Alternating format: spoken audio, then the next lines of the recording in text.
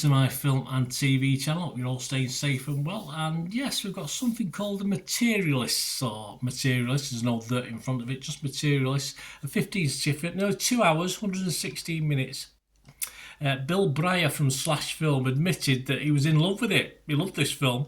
Odie Henderson, the Boston Globe, though, was not so much. He said about this film, a mean drama with unlikable characters, a flimsy love triangle, and a dark subplot that is poorly handled. I don't think Odie liked it too much. We'll get back a bit more on Odie, because he had me thinking when I was reading more of his review, but we'll get back to Odie before we go. This is available currently as at the 25th of July when I'm recording this, 2025, to watch in theatres. It will be on streaming on Max streaming site from October 2025. Of course, you can currently rent it at probably a ridiculous price, it always is, on Amazon Prime, Apple TV Plus or YouTube TV at the moment. So if you want to watch this. It's classed as a romantic comedy film. It was written and directed by Celine Song. Yes, I'm not too sure about the comedy element of this. It stars Dakota Johnson, Chris Evans, Zoe Winters, Marion Ireland, Louisa Jacobson and Pedro Pascal.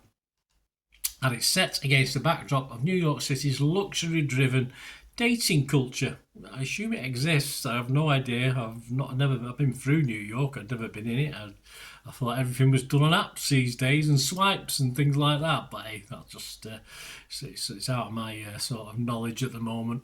And it follows a love triangle between a matchmaker, her aspiring actor ex-boyfriend, and a charming millionaire. So I think we more or less where this is going to go before we start watching it.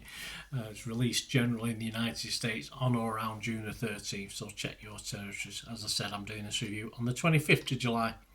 Lots of ROM for this. I'm not so sure about the com. I didn't really get that as very much. And interesting for me, and a sad look, and we'll get back to that phrase as well later on, a sad look at the dating game.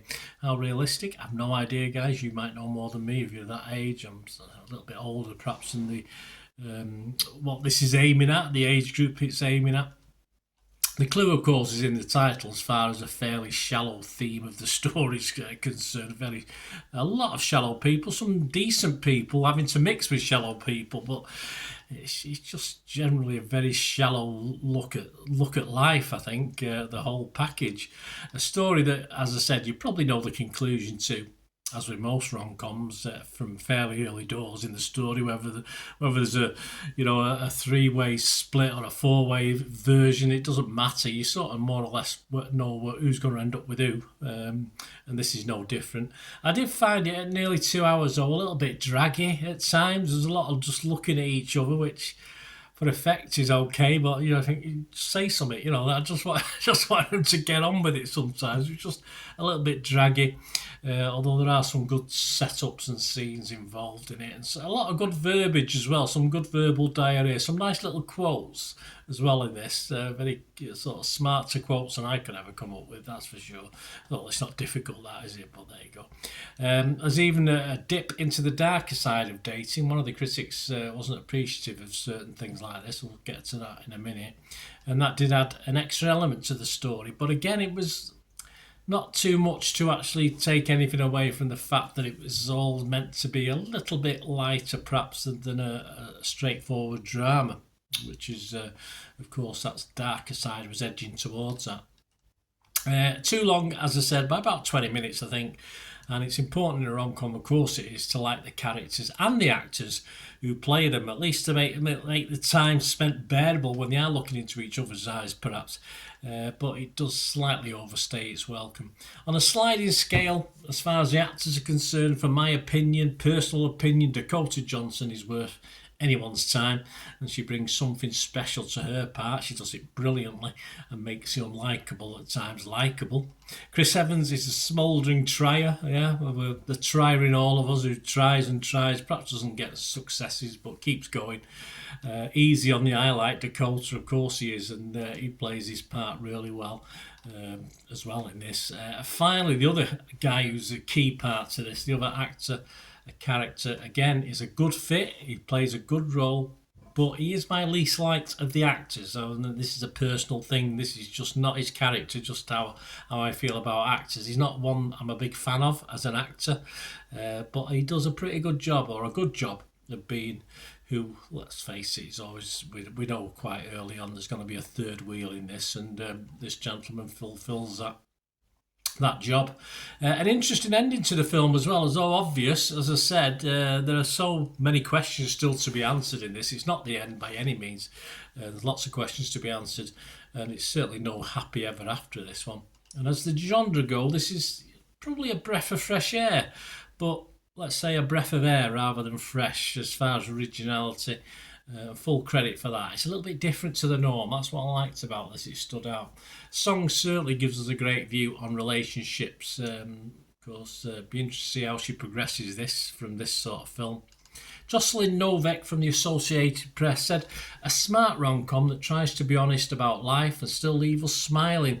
That math seems to add up just fine. I don't think that smile at times quite reaches your eyes, though. It's one of those smiles that you want, but no, it's not quite there. It's always something not quite making you give that big beaming smile. There is a lot of positivity so far, and I think within this review, but I think I've hinted that I'm not overly convinced at times. So I'm going to bring you back to Odie Henderson from the Boston Globe, who said, mean drama with unlikable characters, a flimsy love triangle and a dark subplot that is poorly handled. Well, I think Beneath It All is pretty much spot on with that. As I say, if I hadn't read his review and thought, I questioned myself, and I wasn't really questioning myself, I was totally sucked in by the actors in this one.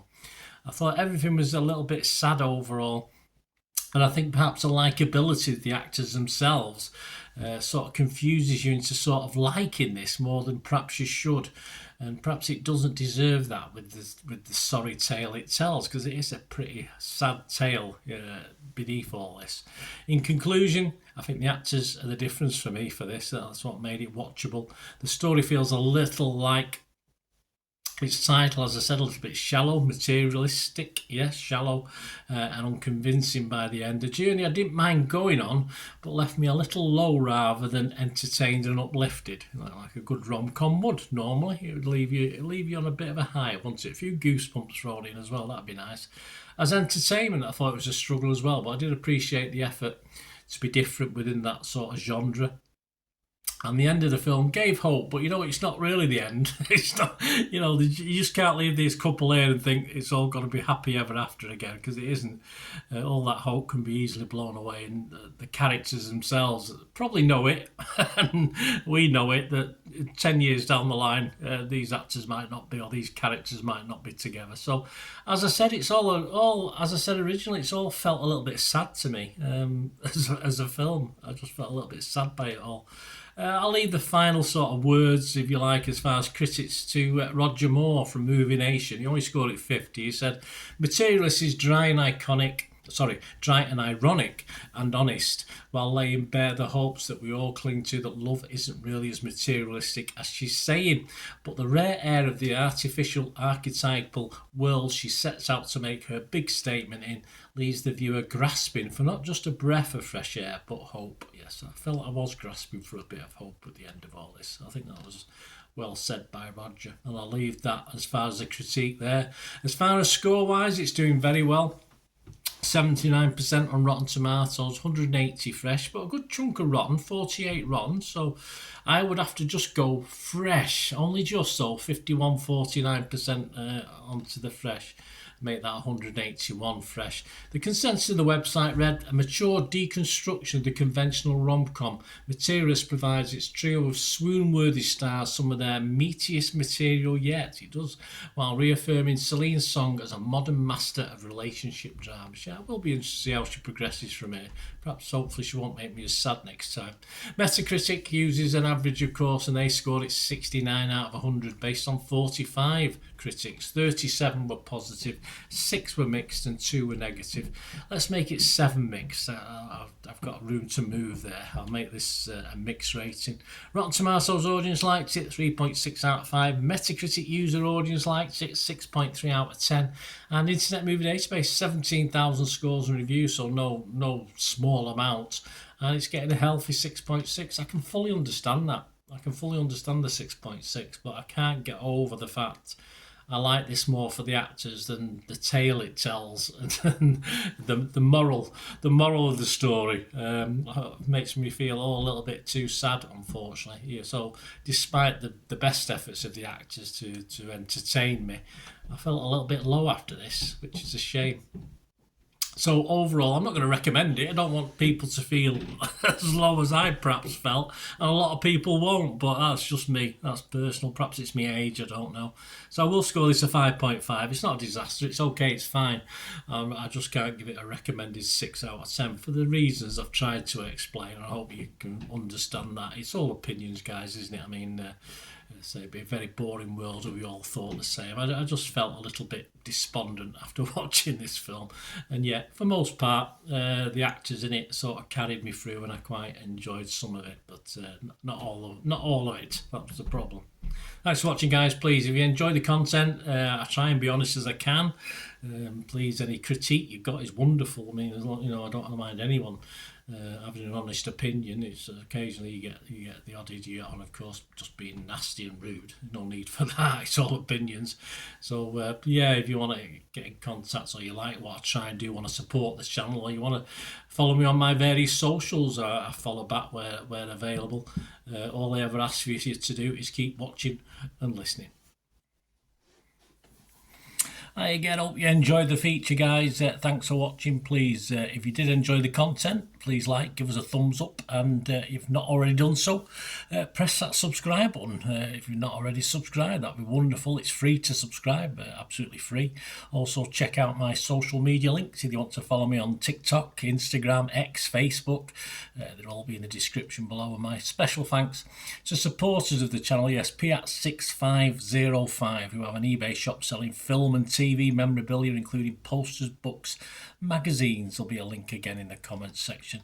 And if you're into your football, don't forget my football stuff on Manchester City for general football fans, but mainly City fans, of course. Or if you know someone who might enjoy that, give them a kick in my direction. I'll be very, very grateful.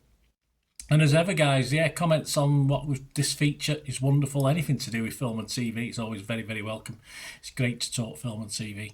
I thank you guys for your support. Stay safe, everyone.